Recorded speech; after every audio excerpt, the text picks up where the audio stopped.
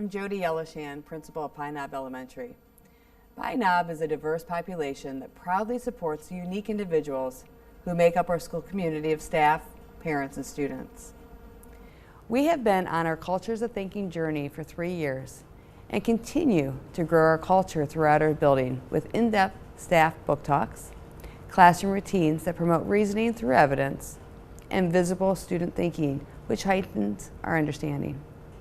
Our goal is to not only strive to develop critical thinkers within the classroom, but to help students to utilize these skills across all aspects of their lives. Our commitment as educators is to provide students opportunities for a deeper level of understanding while building a caring, collaborative approach when interacting with peers through language development. Actively promoting lifelong strategies students will utilize while they progress through their educational, professional, and personal lives. The Pine Knob Elementary staff is dedicated to meeting the vastly different learning needs of each individual child who enters into our doors each morning.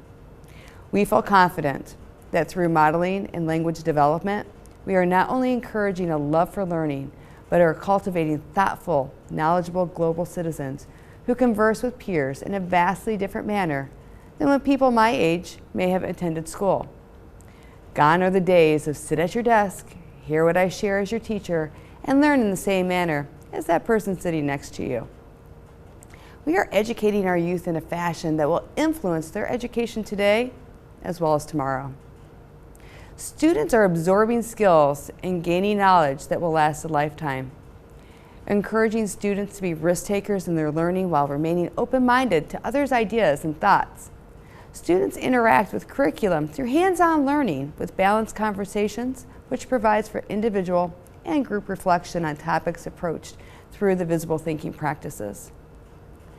Often through thinking routines, students grow their own learning by listening, sharing, and inquiring upon what others provide through that conversation.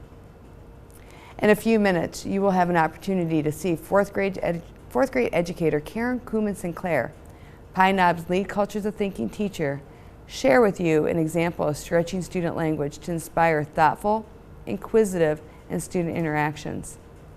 The only rehearsal these students have had are the experiences they've encountered in their classroom setting with routines that broaden past perceptions into the 21st century ideas over the course of the past 3 years. One of the natural benefits of thinking routines is how to encourage all students to interact with one another, as well as with the curriculum. Through small groups, students are able to share their thinking, right, wrong, or indifferent, with one another as to reap the benefits of thoughtful conversation.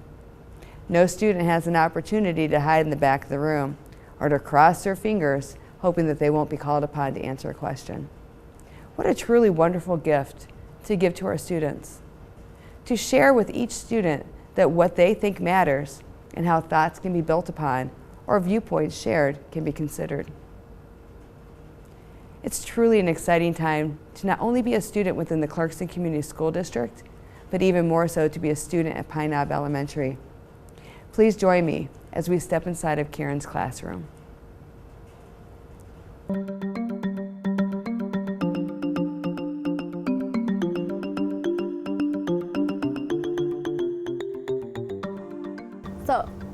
My name is Karen Kumon. I'm a fourth grade teacher at Pine Knob Elementary, and today I'll be using the Zoom-in routine to assist in the introduction and exploration of ideas for our Science Energy Unit. This routine invites students to take small pieces of information and make a hypothesis. Then as new information is revealed, students will stay open-minded and flexible as he or she makes a new hypothesis. Being able to make hypotheses aids in making meaning of a new idea topic for students.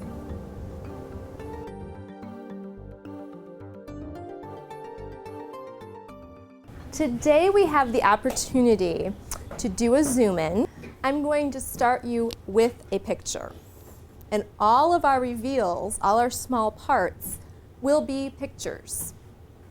And you're going to see what happens when new information is given to you. So as scientists, we are going to see with our eyes what we physically see on the screen, and then we are going to go ahead and make hypotheses.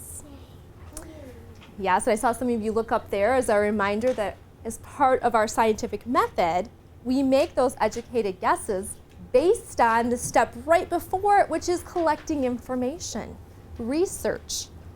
So each time I give you a new frame or picture to look at, that will be your research and how you're going to be putting those pieces of information together to give you a new hypothesis each time.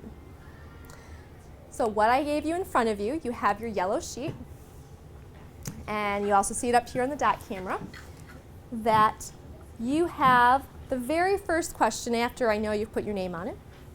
And it says, what do you see? And you're going to just answer that question when I flip from the dot camera over to the presentation. And then the next question says, what is your hypothesis? Remember in parentheses that word prediction, math and science together, or interpretation of what this might be based on. What are you seeing? You answer both questions for each time I put a new section up on the screen. Are you ready? Yes. Scientists, yes. Here we go. All right, there's your first frame. There's your first image. So what do you see? Write down what you see. I'm seeing many of you start with I think. Absolutely. We're going to look at one more part of the picture. We'll do another C. Notice if you look, it says second part of picture. So you can't forget about what I'm showing you. You have to add to with the new information I'm presenting. You ready? Yeah. Where do you think this is going to go? All right. Oh, I love it. He's already saying it totally changed my thinking. Okay. Go ahead and jot. Go ahead and write down physically what you see. It's always what you see first. And now, how is that changing Spence's thinking? Or how is that changing Ella's thinking? How is that changing it? And we're going to share after this time. We'll have a couple volunteers share out their two thinkings. So Vincent said, are all the hypotheses going to be pieces to a puzzle? Was it like that when I was showing you the parts of Hollis Woods? Yeah. So absolutely, these are all pieces to a puzzle, and at the end, I will reveal the whole puzzle to you. Interesting too, I'm seeing a lot of people write, now I think.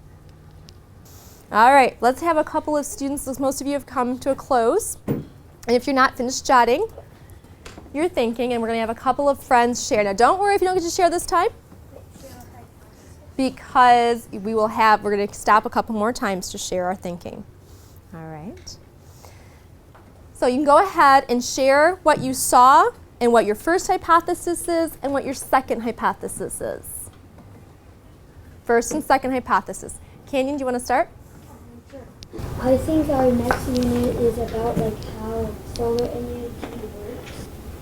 Now I think our new unit is about how batteries create energy because of flashlight. So notice how he supported his thinking with a portion of the picture. Now I have some reactions to that. I love the thinking that's going on. We've got some sideways, we've got some yeses, some sideways thinking. Let's continue on. Don't worry, we will have more chances to share. And what do you think is going to happen now when I give the next piece of our puzzle? We have some, I knew it. So take a minute, look at the picture, what's being presented. What are you seeing? And how is that changing your hypothesis based on what you first saw, what you second saw, the sun, the girl, and now this? How is that changing your thinking? Go ahead and with your table partner, I want you to stop and think for a minute, so you're going to talk. What do you think the next frame, the next part of this picture, part of the puzzle is going to show you? So have that discussion with your partner. So now go ahead, I'm going to reveal the next picture. Oh, I know, she's like, okay.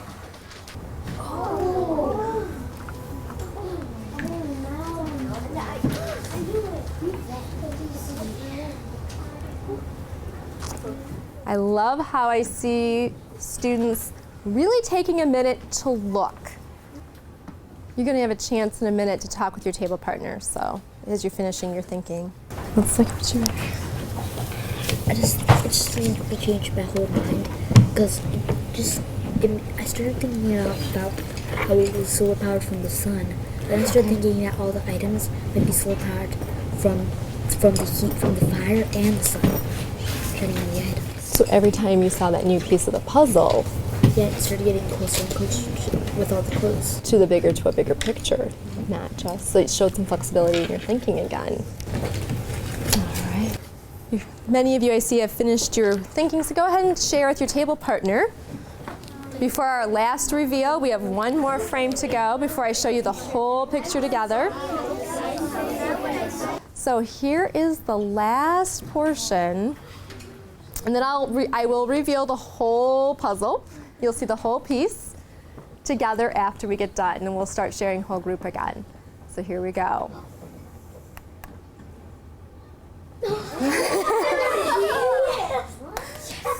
All right. Some interesting reactions. Go ahead. I want to see on paper your reaction that you just had. And how do you now put all 5 puzzle pieces together with this new information of the word energy? All right, we'll go ahead. We'll share 2, and then I'll reveal the picture. All right, Claire. I think we will study energy because every piece of the puzzle there is something to do with energy. Can you tell me more about that? What do you mean by every piece had to do with energy? Well, on the bottom they had like a little picture, like the last one had a lantern and a radio. So those deal with energy. And the fire deals with some energy too. Well, here you go, guys. There it is all together. Oh, doggy. And there's a dog there. I kind of thought more about the matter part of it, like the sun and the fire was something that I thought about. And I thought it might have something to do with plants and the sun, or fire and ecosystems. Did you keep that same thinking your whole way through, or did that change as new pieces were given to you? Where I got to about, it was on my 5th that I actually kind of changed my mind a little bit. But I still thought about the matter part of it. So if I had showed that energy word first, would that have changed how you looked at all the different parts of a picture, right? Ah, so do you think maybe your mind might have closed faster? Yeah, because we would have gave the answer away. We didn't have our predictions and... So order matters is what you're saying in the routine. So anytime I would give you a zoom in, what is the power in changing your hypothesis? You saw all of this. What questions do you have coming from this picture about where we're headed as scientists? What questions are rolling around in our heads right now? What's rolling around inside there, Blake? Like, why did they put the picture of like people around the campfire and like having marshmallows? Yeah, what was the point of the marshmallows? What's the point of the marshmallows? Jonathan. I think we're gonna the first experiment is gonna be about how like energy like generates from the solar power. We keep hearing coming back to that solar power. Is that going to be a part of something that we're looking at? You're curious about solar power is what I'm hearing you say. Go ahead and finish sharing at your tables about what lingering questions you had. Okay, talk at your table. And I'm going to leave us with Spence's question, which is, what forms of energy are we going to be studying? Because it seems like they kept coming back around and around through your comments on your papers where you were making your thinking visible and how we were discussing it as a team. So what forms of energy? What a great way to leave us thinking today. So today, as we did the Zoom in routine, I noticed that students were paying attention to the details. In the beginning, not as much, but as they heard other students revealing information and sharing, that their growth over time also changed, paying more attention to the smaller details, that they were able to make different connections, being flexible and making changes in their theories. What I was listening for is what ideas were coming through, touching upon the concepts that I knew we were going to be teaching with, and we did hear students using prior knowledge to make connections from information that they had seen in their Zoom-in. And at the end, what I really loved was when we were talking about lingering questions, was that all the questions they had were based upon the information that they saw, and that they were making the connections with batteries and electricity and with fire and even the sun with the solar power were all concepts that they kept coming back to.